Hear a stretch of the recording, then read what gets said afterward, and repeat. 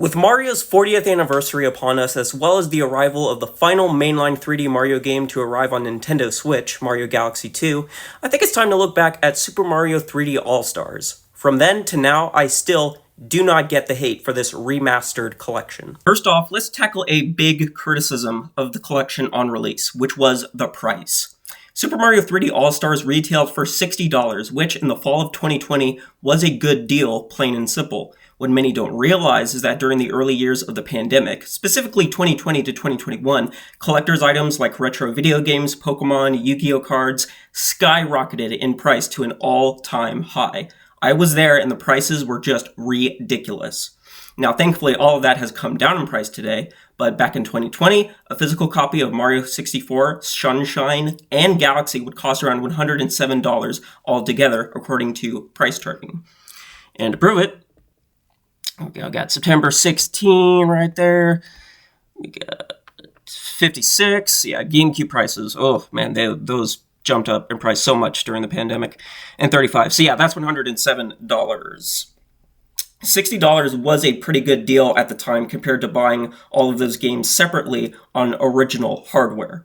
Another common complaint is that Nintendo didn't do enough to enhance these games like they should. That is true to a certain extent, but at the same time, they didn't mess the games up, which is the most important part.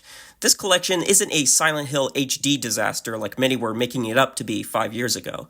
There's no major graphical or audio bugs, and the enhancements are present, just not as much as Nintendo could have. Mario Sunshine is in full 16:9, and I love the AI-enhanced UI and text of Mario 64, which looks incredibly crisp. Another elephant in the room had to be the absence of Super Mario Galaxy 2. Now, at the time, I personally thought that Galaxy 2 was supposed to be included, but got cut due to pandemic problems and would be added later as DLC. Well, that didn't happen, and we had to wait 5 years for Galaxy 2, probably the best Mario game ever made, to arrive on Nintendo Switch. I seriously don't know why it couldn't have been added later on, like the expansions to Atari 50 and Sonic Origins, but I guess it is what it is. The final thing that was probably the most criticized element had to be the limited release. Even at the time, I thought this was a stupid business move by Nintendo, but at the end of the day, it didn't really matter. People thought that a complete copy of Super Mario 3D All-Stars on Switch would be worth a ton of money once he got delisted, but in baseball card fashion, it didn't.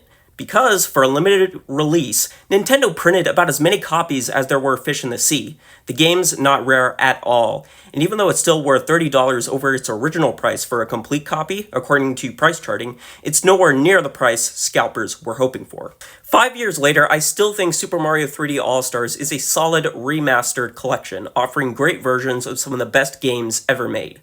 Most of the issues people had with it aren't very important today, like its retail price and limited release.